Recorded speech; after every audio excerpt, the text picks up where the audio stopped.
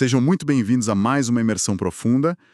Hoje o nosso ponto de partida é uma história do primeiro século. Mas que, incrivelmente, bate na porta de qualquer um de nós todas as manhãs. Com certeza. A ideia aqui é investigar uma passagem curtíssima. E que funciona como um espelho perfeito para os preconceitos da nossa sociedade, né? Preconceito de classe, de origem. Exato. E para quem gosta de ir direto ao ponto, nós estamos falando do Evangelho de João, lá no capítulo 1. A cena é bem direta.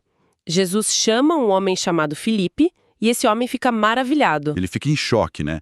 E sai correndo para contar pro amigo dele, o Natanael. Com todo aquele entusiasmo do mundo.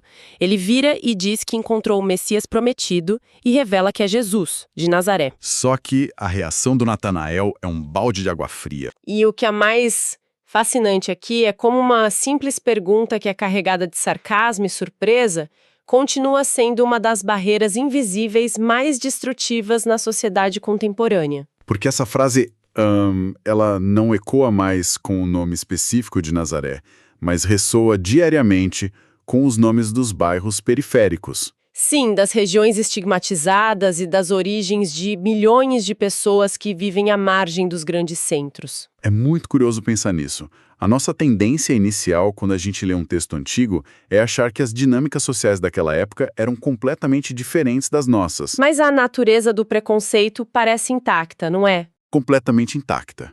E para a gente entender o peso dessa frase, eu acho fundamental dar um passo atrás.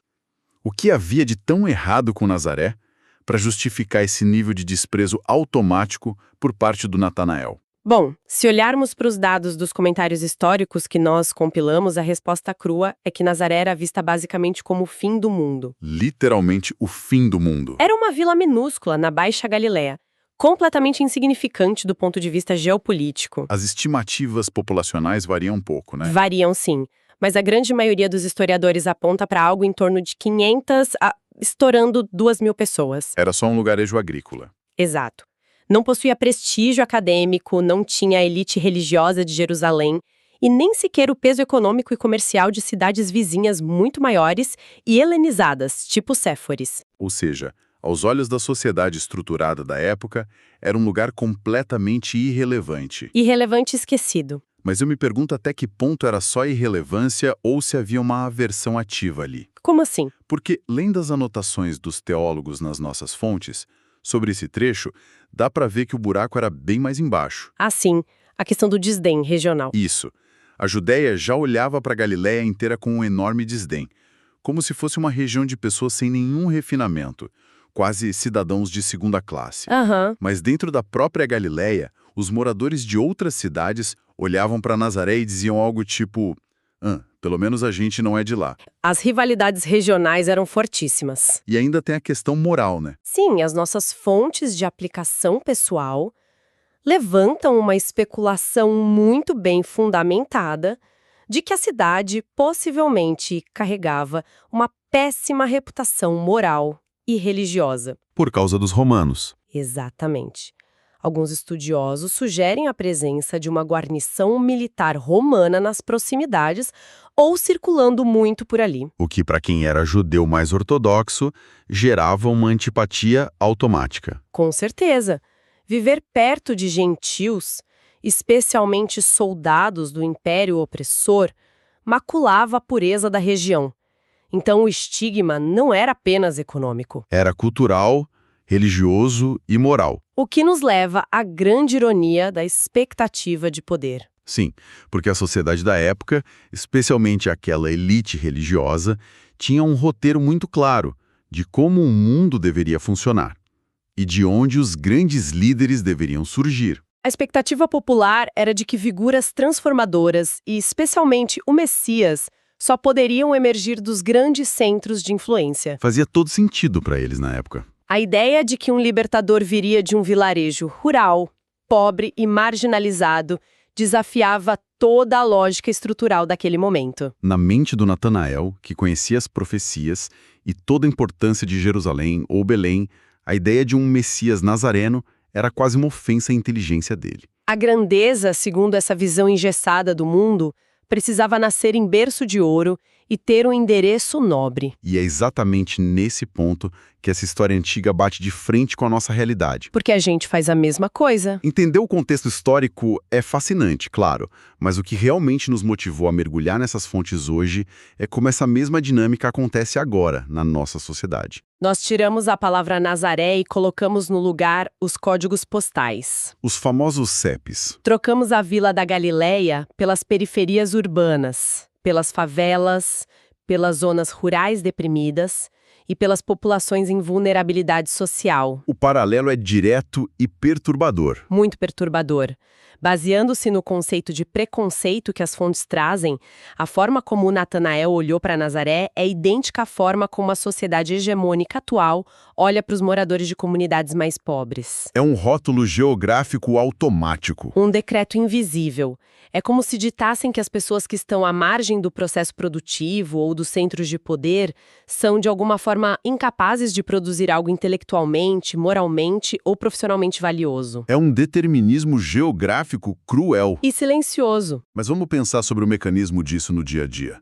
Até que ponto isso é um preconceito consciente, do tipo eu odeio quem vem daquele bairro? E até que ponto é um viés sistêmico que a gente nem percebe que reproduz? Essa é a chave da questão. As fontes usam aquela expressão 2 pesos e 2 medidas. Nossa, isso me faz pensar imediatamente no mercado de trabalho ou até em abordagens policiais. A sociedade julga a competência, a inteligência e a honestidade de alguém puramente por marcadores de classe e origem. É predominantemente sistêmico. E é isso que torna ainda mais perigoso, porque se disfarça de bom senso ou adequação cultural. Dá um exemplo prático disso. Pense no exemplo clássico do mercado corporativo. Se um currículo chega à mesa de recursos humanos com o endereço de um bairro nobre... O candidato já começa com pontos na frente. Exato.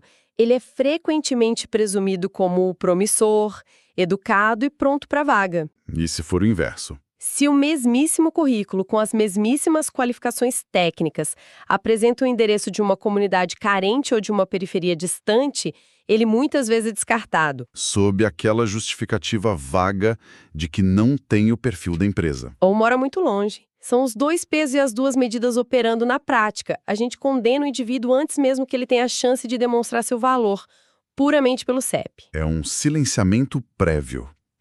E tem um comentário teológico no nosso material que traz uma perspectiva completamente subversiva sobre isso. Qual? Aponta que o texto não está ali só para contar um detalhe geográfico, mas para mostrar como o divino frequentemente esmaga a lógica humana de status.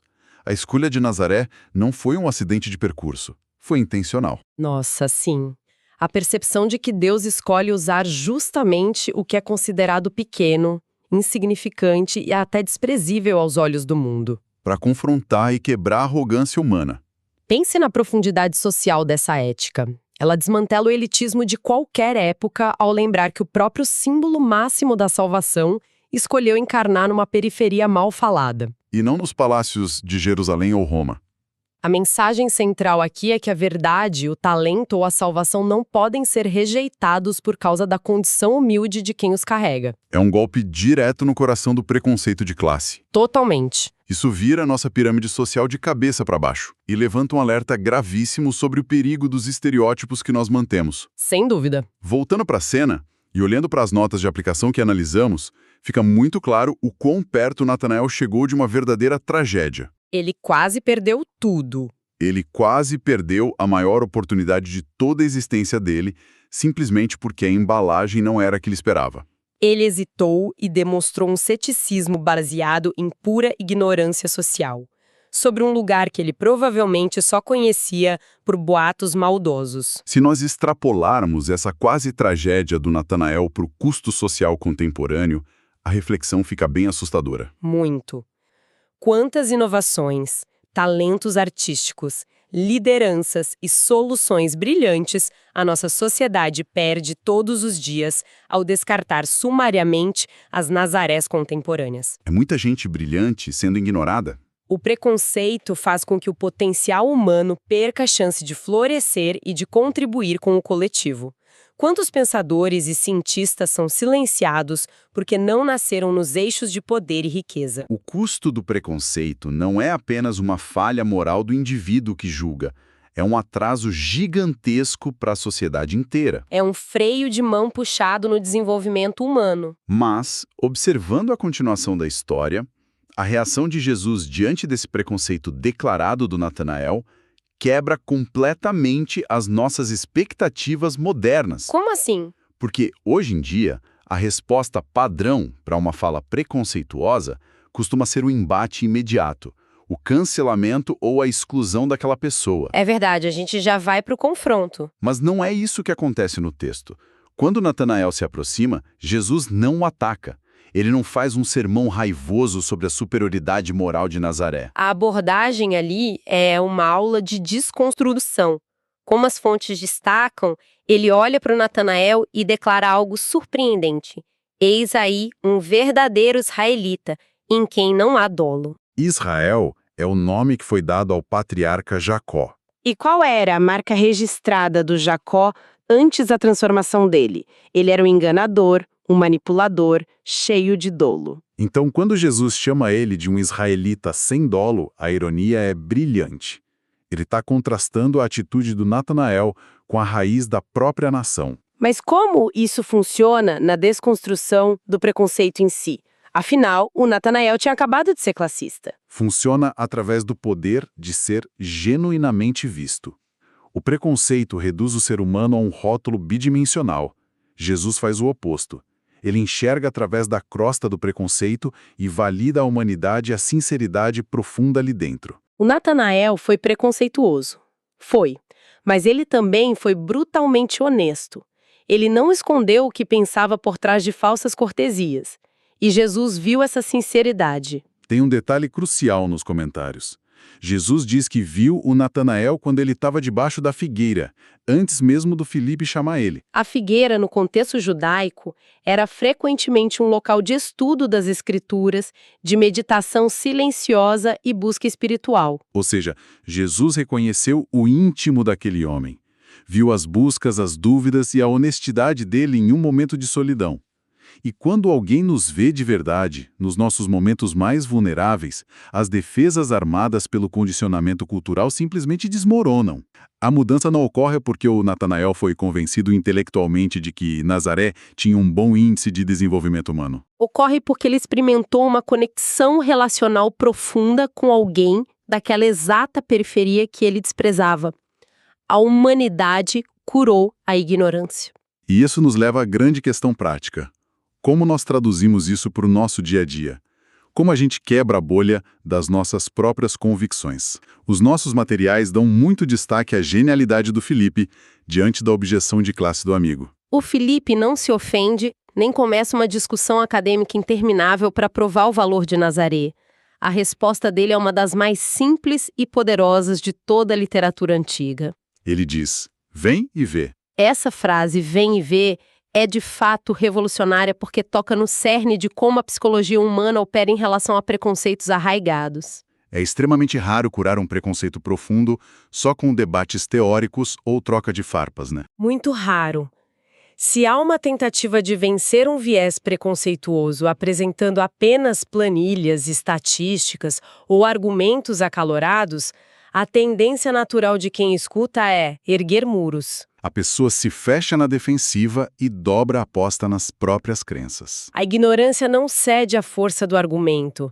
Ela cede à experiência do relacionamento e da proximidade. A teoria pode até separar, mas a convivência, a mesa compartilhada, obriga a mente a se expandir. Vem e vê.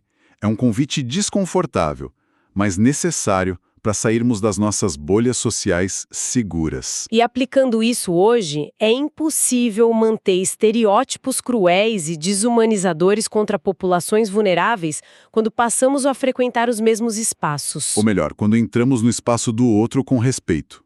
O preconceito não sobrevive quando passamos a conhecer o nome, a história de vida e as lutas reais de um morador de periferia. Ele quebra quando escutamos as dores de uma família no campo rural, ou quando olhamos nos olhos de alguém em situação de rua e reconhecemos ali uma dignidade idêntica à nossa. Nossos especialistas resumem isso perfeitamente quando afirmam que a pesquisa honesta é uma cura maravilhosa para o preconceito. Mas é vital entender Que tipo de pesquisa é essa? Não é a pesquisa acadêmica feita à distância, lendo artigos sobre desigualdade social dentro de um escritório blindado. É a pesquisa da presença. É a postura ativa e intencional de ir ao encontro do outro. O verdadeiro combate ao estigma social exige uma missão integrada, exige empatia encarnada. O Natanael precisou levantar da sua sombra confortável debaixo da figueira e caminhar fisicamente em direção ao alvo de seu preconceito, para descobrir que ali residia a transformação dele. Da mesma forma, a sociedade hoje precisa caminhar em direção às margens que insiste em ignorar. E isso exige muita coragem. É muito mais fácil ficar tuitando indignações do que sentar para escutar quem vive uma realidade que contrasta com a nossa. Sem dúvida. Caminhando para a nossa síntese, o percurso que fizemos aqui mostra o tamanho do desafio, mas também a clareza da solução. Começamos entendendo o choque cultural lá atrás, numa vila desprezada chamada Nazaré. Compreendendo como era absurdo para a lógica da época que algo bom surgisse de um lugar esquecido pelo poder. Depois, trouxemos essa lente para o presente, percebendo que a pergunta do Natanael ainda é feita aos montes nos setores de recursos humanos, nas calçadas e nas políticas públicas. Sempre que julgamos o potencial de alguém pelo seu CEP ou pela sua condição financeira. E o antídoto revelado por essas fontes não é o confronto bélico, mas a aproximação intencional. O convite prático e desarmado. Vem ver. Sintetizando todo o peso dessas fontes, a mensagem uníssona é que o valor de uma pessoa e o seu potencial de contribuição para o mundo nunca deve ser medido por sua origem geográfica, sua classe social ou pela aparência do seu bairro. O texto nos empurra para a constatação de que desafiar as próprias suposições, questionar ativamente os rótulos e estereótipos que nós mesmos internalizamos ao longo da vida, é o principal sinal de maturidade humana. A sabedoria não está em ter todas as respostas, mas em reconhecer que as nossas lentes sociais são falhas e frequentemente distorcem a realidade. Estar disposto a limpar essas lentes através do contato genuíno e da proximidade é o que nos torna mais humanos. Muito obrigado a cada pessoa que mergulhou com a gente nessa análise tão urgente hoje. Que possamos manter a mente aberta, desafiar nossos próprios rótulos e nunca recusar o convite de ir e ver com os próprios olhos. Um abraço e até o próximo mergulho.